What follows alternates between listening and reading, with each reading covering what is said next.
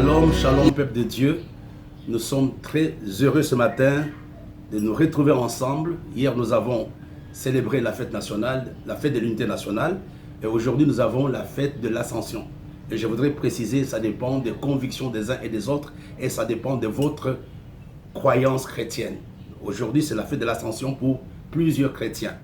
Et nous voulons vous souhaiter une très bonne fête par rapport à cela. C'est la montée du Seigneur au ciel. Ce matin, je voudrais parler avec vous sur un sujet important, l'atmosphère spirituelle. Je vous prie de prendre votre Bible, de prendre votre cahier, parce qu'on va prendre quelques minutes pour nous exhorter, pour expliquer pourquoi l'environnement spirituel d'une personne est très important. Mais ce qui est vrai, que tout ce que l'homme fait est déterminé dans son atmosphère spirituelle. Ce que nous voyons ne représente que le 20% de cet iceberg que nous ne voyons pas. Et c'est la raison pour laquelle ce matin, je voudrais vous donner quelques principes qui peuvent nous aider, qui peuvent vous aider à assainir votre environnement spirituel ou votre atmosphère spirituelle. Il y a deux textes dans la parole de Dieu. Il y a trois passages que j'aimerais vous donner. D'abord dans le livre de Luc, chapitre 6, du verset 6 au verset 11. Et le deuxième texte dans le livre de Luc, chapitre 13, du verset 10 au verset 17. Et le tout dernier texte, c'est dans le livre de Matthieu, chapitre 13, verset 58. Je disais que tout ce que l'homme fait est déterminé par son atmosphère spirituelle. Nous recevons les choses qui sont dictées dans notre atmosphère spirituelle.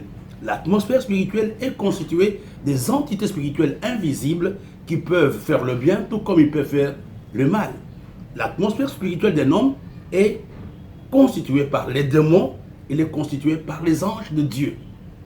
Alors, il y a une chose qui est très importante, quand bien même si aujourd'hui, ce que nous recevons vient de notre environnement spirituel ou de notre atmosphère spirituelle, mais l'homme a la capacité, l'homme a le pouvoir de changer son environnement spirituel.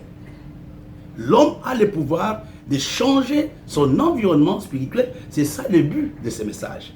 C'est t'amener à changer ton environnement. Je vais prendre des exemples dans la Bible. Nous voyons un jour le roi Salomon avait prié. La Bible nous dit que le temple dans lequel il avait prié était rempli de la gloire de Dieu. Un autre exemple que nous voyons, c'est l'exemple de la ville de Jéricho. C'était une ville où il y avait la famine, où il y avait la stérilité, où il y avait la mort.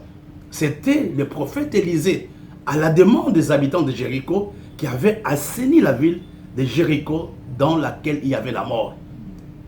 Élisée avait parlé et la mort s'était arrêtée.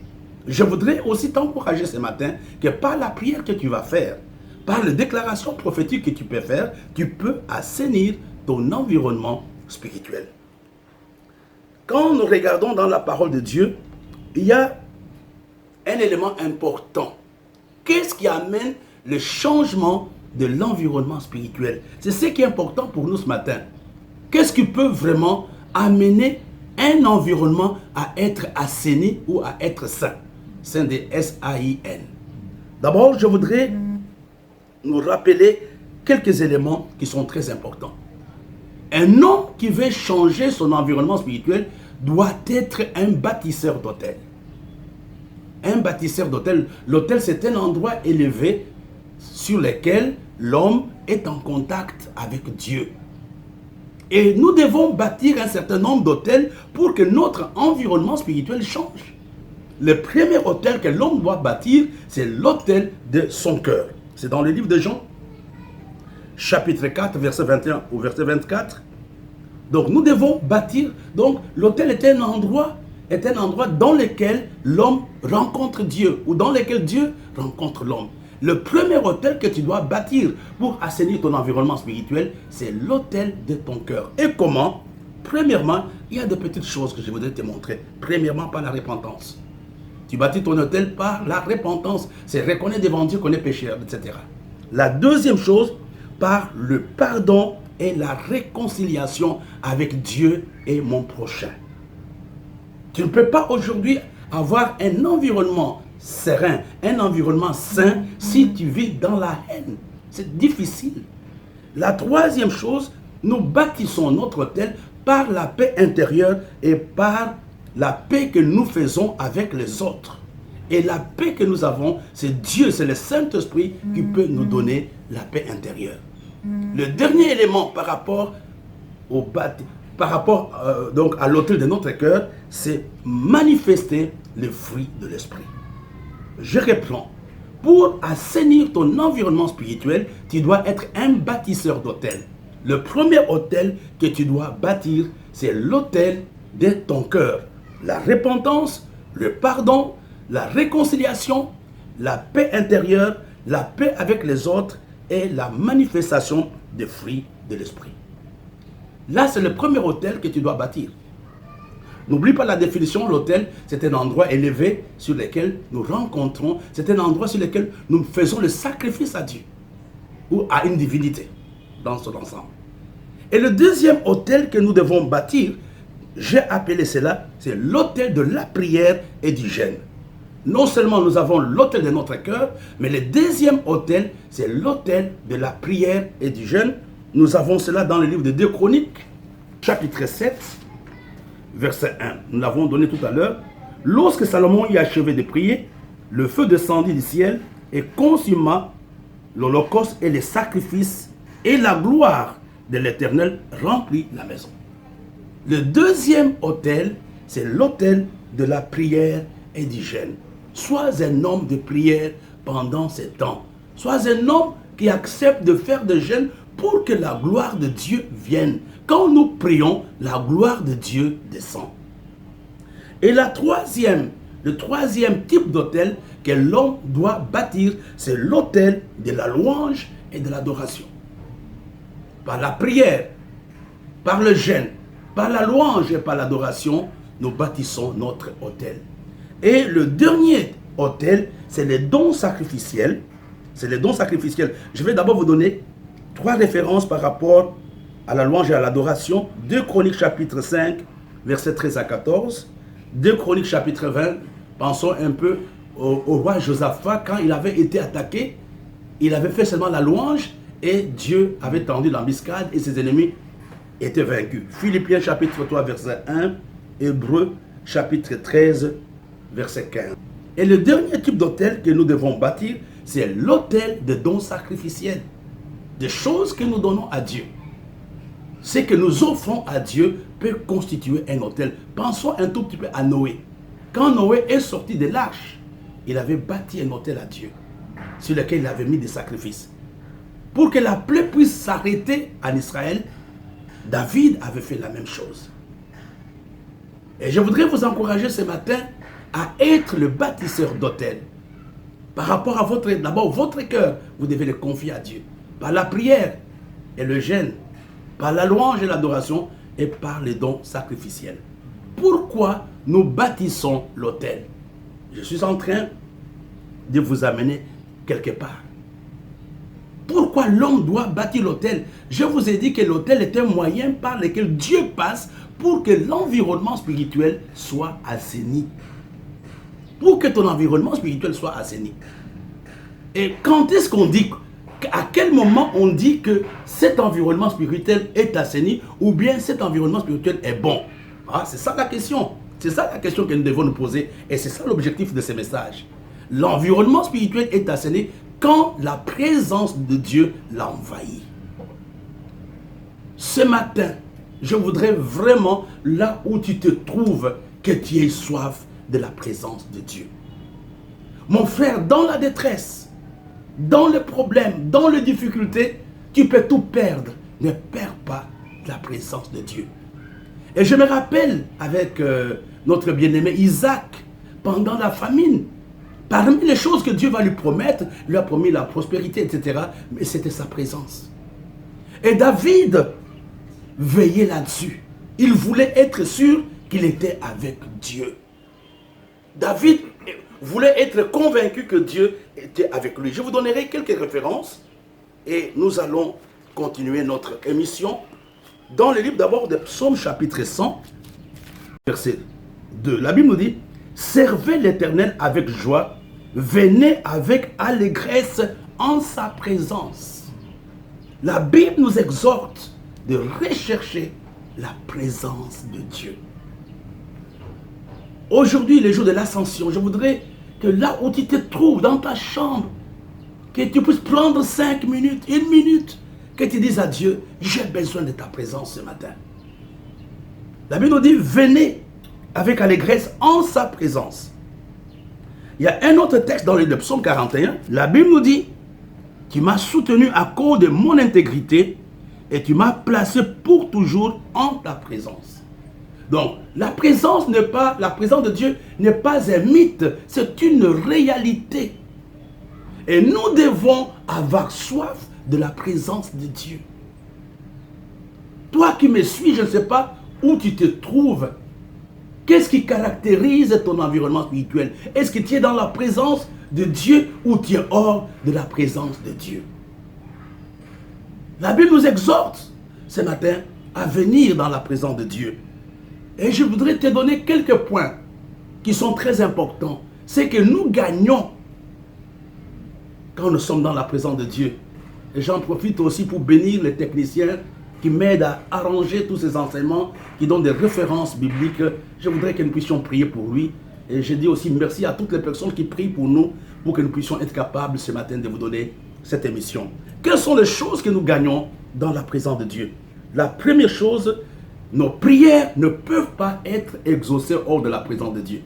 Nos prières sont exaucées dans la présence de Dieu. Psaume 88, versets 2 et 3. La Bible nous dit, « L'Éternel, Dieu de mon salut, j'écris jour et nuit devant toi, que ma prière parvienne en ta présence. » Les prières de l'homme sont exaucées, non hors de la présence de Dieu, mais les prières de l'homme sont exaucées dans la présence de Dieu. Tu comprends pourquoi c'est important de chercher la présence de Dieu? Là, c'est quelque chose d'extraordinaire.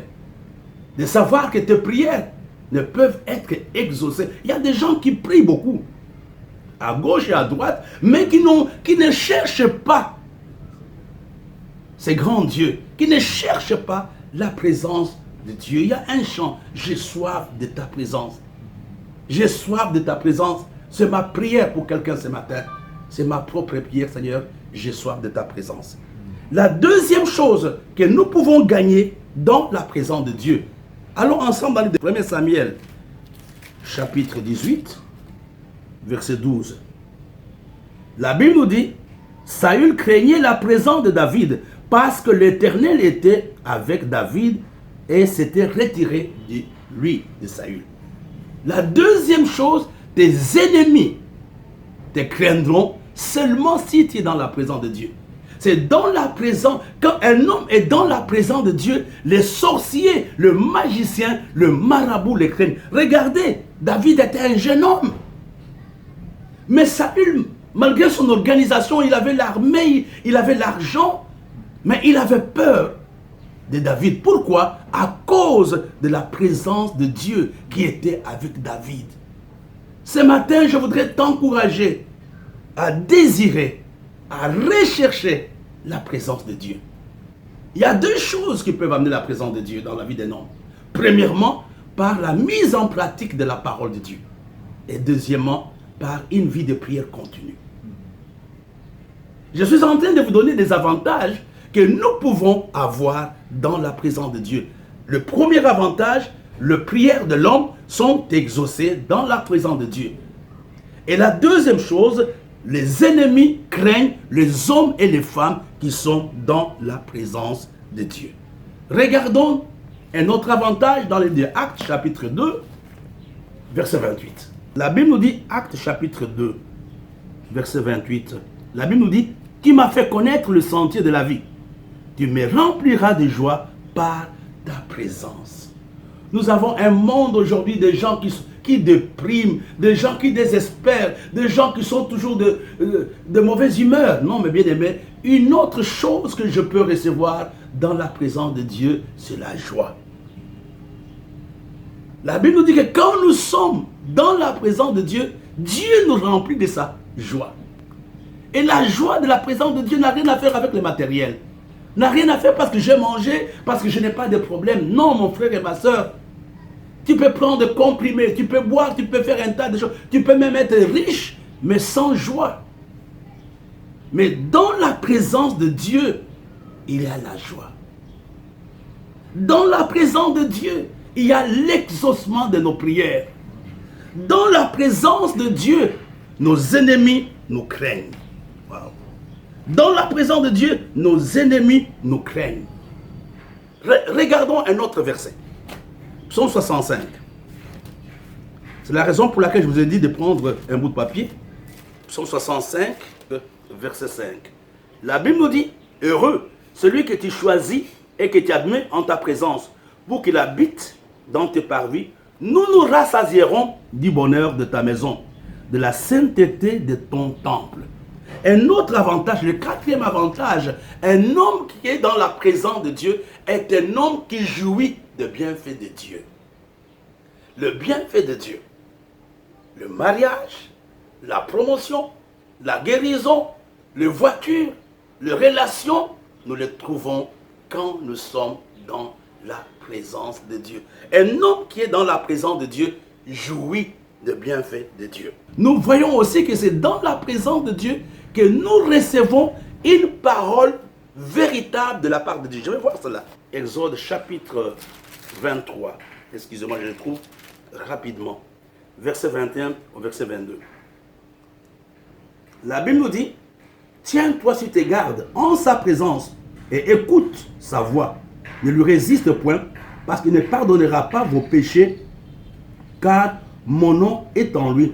Mais si tu écoutes sa voix, et si tu fais tout ce que je te dirai, je serai l'ennemi de tes ennemis et l'adversaire de tes adversaires. C'est dans la présence de Dieu que nous recevons la parole qui nous propulse vers notre destinée. Tu as besoin de connaître ce que Dieu veut faire avec toi. Sois dans la présence de Dieu. Sois dans la présence de Dieu. Quand je suis dans la présence de Dieu, Dieu me parle. Bien-aimé, dans la prière, il y a deux parties. Je prie, j'expose mes problèmes à Dieu, mais il y a deux moments où je suis dans la présence. Quand je suis en train de prier, je ne dis plus rien à Dieu, je l'écoute simplement pour qu'il me parle, pour qu'il me donne des instructions. Et n'oublions pas aussi un autre avantage d'être dans la présence de Dieu. C'est dans le livre des Rois, chapitre 3, verset 6. Nous avons aussi la faveur et la bonté divine sont dans la présence de Dieu. Je voudrais ce matin encourager quelqu'un à dire, Seigneur, assainis mon environnement spirituel par ta présence. Pendant cette période, mes bien-aimés, il y a beaucoup de choses par lesquelles nous sommes en train de passer, Je vous encourage à avoir besoin de la présence de Dieu. En méditant la parole de Dieu, en la mettant en pratique, en louant, en l'adorant, en le glorifiant, nous pouvons, mes bien-aimés, libérer la présence de Dieu. Quand le roi Salomon avait prié, la Bible nous dit que la gloire de Dieu avait rempli les temples. Je voudrais vous bénir aujourd'hui, mes bien-aimés. Nous avons demain matin, à partir de 7 h, nous avons la dévotion matinale, la prière matinale, de 7 h à 7 h 30. Et dans la soirée, nous allons avoir un autre programme de prière, la prière explosive avec le pasteur Clarisse. Et samedi à midi, nous allons avoir la Sainte Seine. Et le dimanche, à partir de 8 h, de 8 h 30, nous allons avoir le pain des champions. Et à 10 h, nous allons avoir le grand culte. Je vous aime, mes bien-aimés. Recherchons la présence de Dieu. Partagez cette vidéo autour de vous. Et abonnez-vous sur notre chaîne YouTube, La Voix de la Sagesse TV. Ça se trouve en bas de votre écran. Que Dieu vous bénisse, nous vous aimons. Et rendez-vous demain matin à 7 h. Demain matin à 7 h, je serai là, toute l'équipe sera là. Bonne journée.